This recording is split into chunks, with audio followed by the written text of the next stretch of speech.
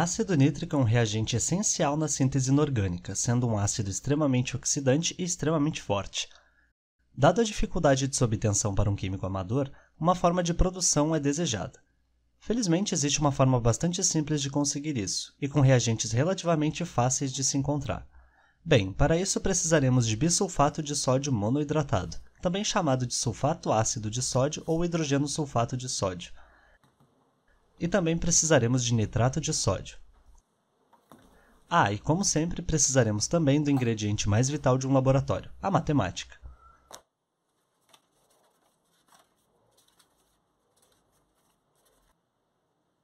Bem, eu decidi fazer essa reação com um excesso estequiométrico de 100% do bisulfato, ou seja, serão 2 mols de bisulfato para cada mol de nitrato. Com uma regra de 3 simples, pude calcular quanto do reagente utilizaria para reagir 100 gramas do nitrato de sódio.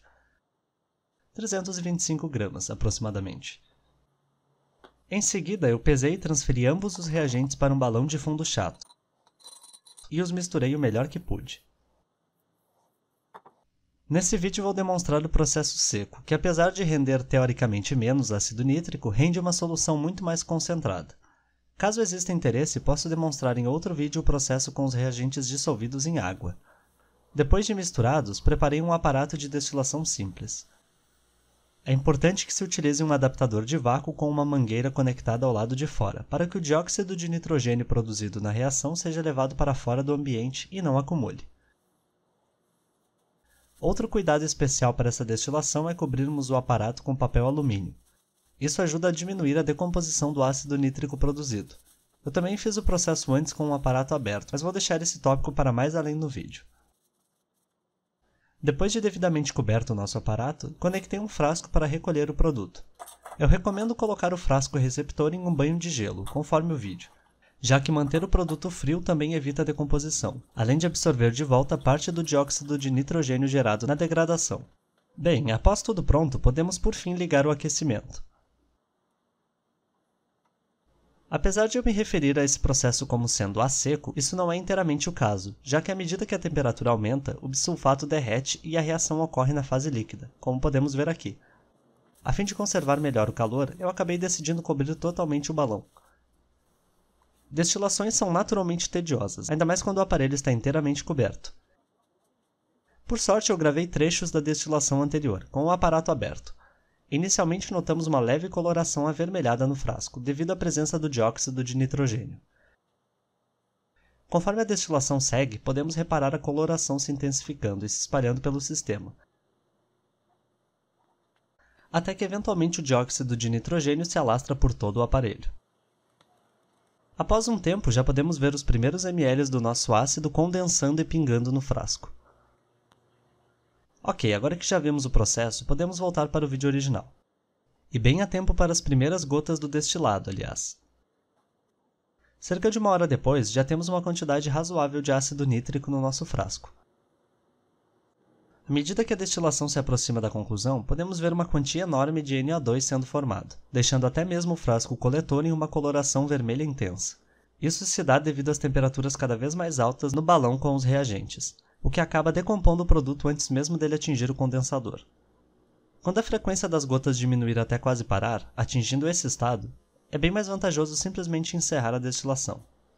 Desligamos então o aquecimento e esperamos até que o aparato esfrie. É imprescindível que se espere o sistema retornar à temperatura ambiente antes de qualquer tipo de desmontagem.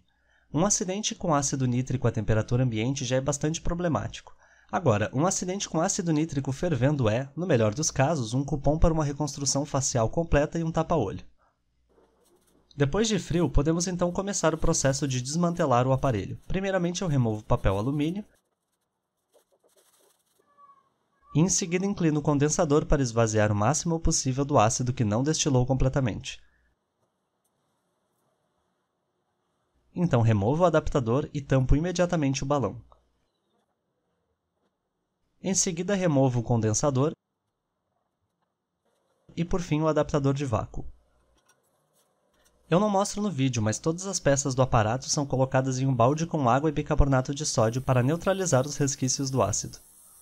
Bem, agora que temos nosso ácido, podemos então calcular a concentração aproximada dele por meio da densidade. Pesamos então uma proveta de precisão, descontamos o peso dela, e então com uma pipeta adicionamos 10 ml do ácido. Podemos ver que o peso é de 14 gramas, o que nos dá uma densidade aproximada de 1,4 gramas por centímetro cúbico. E então, através de uma tabela, vemos que a concentração de ácido nítrico é algo em torno de 70%. Nada mal. A troco de curiosidade, podemos calcular qual foi a eficiência dessa reação. Para isso, pesamos o total do nosso produto, 78,8 gramas. E com a concentração aproximada, podemos deduzir quanto dessa massa é de ácido nítrico puro, 70% de 78,8, o que nos dá 55,16 gramas. Como nós começamos com 100 gramas de nitrato de sódio, o que dá 1,17 mols, e a conversão é de 1 para 1, deveríamos obter 1,17 mols de ácido nítrico, o que daria 73,71 gramas. Esse é o nosso rendimento teórico caso a eficiência fosse 100%.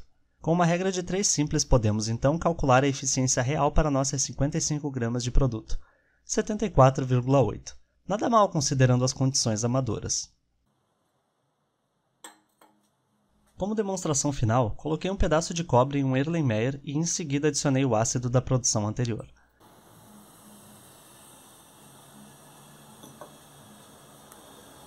Podemos ver imediatamente uma reação vigorosa e a característica liberação do dióxido de nitrogênio. Essa é uma forma extremamente eficiente de detetizar completamente um ambiente, dado a toxicidade do dióxido de nitrogênio. Bom, esse vídeo vai ficando por aqui. Se você gostou do conteúdo, avalie clicando no gostei e inscreva-se para não perder futuros envios.